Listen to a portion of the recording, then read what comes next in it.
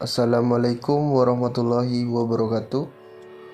Perkenalkan, nama saya Muhaimin Ferdiansyah. Perkenalkan, nama saya Siti Komariah. Perkenalkan, nama saya Nur Aziza. Perkenalkan, nama saya Khotijah. Kami dari kelompok 5 Prodi PGSD ingin mempresentasikan tentang manusia dan lingkungannya.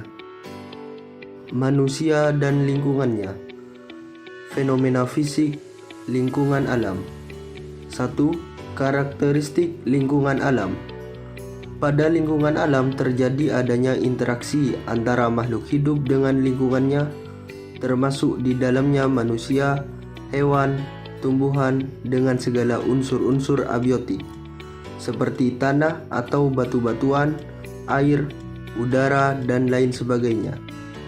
Adanya interaksi tersebut dirasakan sebagai kebutuhan dasar bagi makhluk hidup biotik dan makhluk hidup abiotik.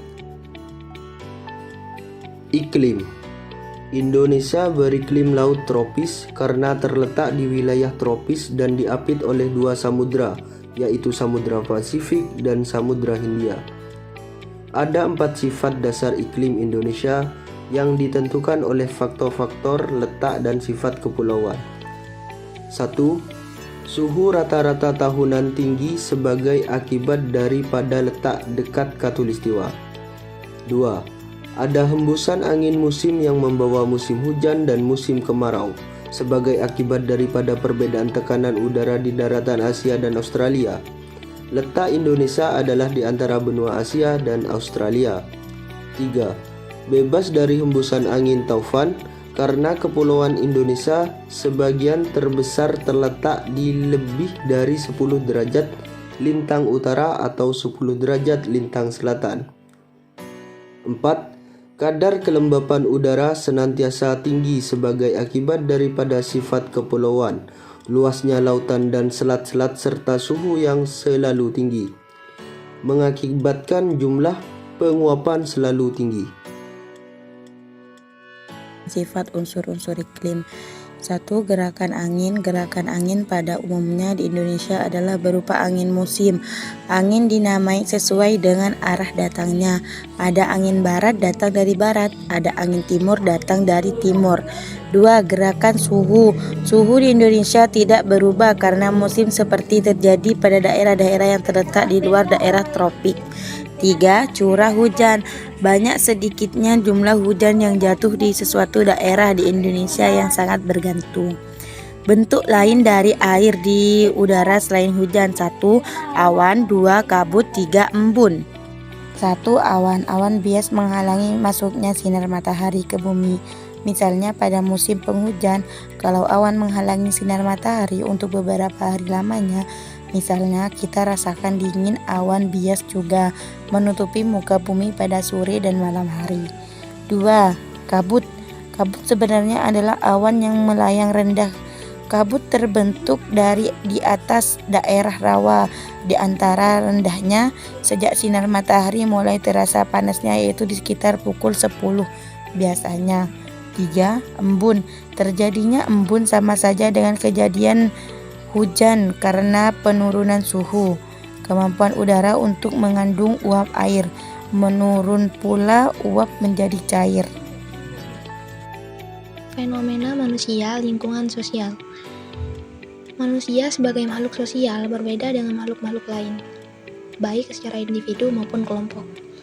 Manusia merupakan makhluk yang berpikir, berbahasa, memiliki sistem peralatan dan kemampuan untuk mengakumulasikan pengetahuannya sebagai makhluk sosial. Sebagian besar kelakuan manusia itu dibiasakannya dengan belajar. Masalah sosial. Sebagai makhluk sosial, setiap individu manusia berkepentingan dengan individu-individu lain.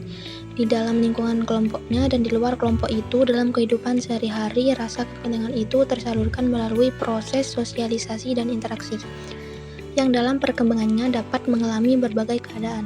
Dalam menentukan pilihan itu, kadang-kadang terjadi benturan kepentingan di antara individu-individu satu sama lain. Tentang kemungkinan timbulnya permasalahan sosial dan upaya mengatasinya, diharapkan kita dapat hidup berdampingan secara damai, baik di tempat kita bekerja maupun dalam masyarakat tempat kita tinggal. Setiap masyarakat tentu memiliki ukuran tentang nilai-nilai dan norma-norma sosial sendiri yang kadang-kadang berbeda dengan ukuran norma dan nilai sosial masyarakat lain. Masyarakat sosial timbul sebagai akibat berlangsungnya interaksi sosial antara individu dengan kelompok dan antara kelompok yang ditandai dengan suatu proses diasosiatif. Sebab-sebab timbulnya masalah sosial merupakan sampingan dari proses perkembangan masyarakat. Semakin cepat perkembangan itu berlangsung, semakin banyak yang mungkin timbul. Adapun jenis-jenis masalah sosial sebagai berikut. Masalah kependudukan. Menurut hasil sensus tahun 1980, penduduk Indonesia sudah mencapai jumlah 1.470,383.075 jiwa dengan laju pertambahan 2,34% setahun. Indonesia menghadapi dua masalah pokok kependudukan, yaitu masalah penyebaran penduduk yang tidak merata dan pertumbuhan penduduk yang sangat cepat. Yang kedua, kemiskinan. Masalah kemiskinan berlaku relatif, tergantung pada taraf kehidupan masyarakat modern. Miskin itu karena tidak terpenuhinya seluruh kebutuhannya, tetapi bagi masyarakat yang sederhana, kemiskinan itu karena tidak dapat memenuhi kebutuhan primernya, seperti makanan, pakaian, perumahan, dan lain-lainnya. Yang terakhir, kejahatan. Kejahatan berhubungan dengan organisasi-organisasi sosial di mana kejahatan itu terjadi. Proses-proses yang menyebabkan seorang itu menjadi jahat ialah adanya bentuk proses imitasi dan pelaksanaan penahanan. Kemajemukan agama, ras, dan etnik. 1. Keanekaragaman suku bangsa. Koeja-Raningrat mengemukakan suku bangsa dalam bahasa Inggris. Ethnic group adalah kesatuan sosial yang dapat dibedakan dari kesatuan sosial lainnya berdasarkan kesadaran akan identitas dan perbedaan akan kebudayaan, terutama bahasa. Demikian juga halnya dengan persamaan asal-usul suku-suku bangsa yang ada di Indonesia. Banyak dikemukakan dalam bentuk mitologi yang terus dipercaya sebagai suatu kebenaran. Mitologi merupakan kesusastraan suci yang mengandung berbagai konsepsi dodeng tentang kehidupan yang baik. Kebersamaan dalam suku bangsa yang dimaksud meliputi: yang pertama, kebersamaan akan asal-usul atau nenek moyang yang sama. Yang kedua, kebersamaan dalam kebiasaan atau budaya. Yang ketiga, kebersamaan dalam kepercayaan atau keyakinan. Yang keempat, kebersamaan dalam bahasa daerah. Yang kelima, kebersamaan dalam nilai budaya atau etos. Yang kedua, keanekaragaman agama dan aliran kepercayaan. Di samping keanekaragaman suku bangsa dan ras, Indonesia juga memiliki keanekaragaman dalam hal agama dan aliran kepercayaan di Indonesia. Ada 5 agama, yakni agama Islam, Kristen Katolik, Kristen Protestan, Hindu, Dharma, Buddha, ditambah sejumlah 160 aliran kepercayaan yang diakui. Emosi religius akan menyebabkan suatu benda, tindakan, gagasan menjadi bernilai suci sehingga dianggap keramat. Sistem upacara religius menjadi sangat penting sebagai salah satu unsur dalam religi karena meliputi: A. Tempat upacara, B. Berkurban, C. Berdoa, D. Beribadah, E.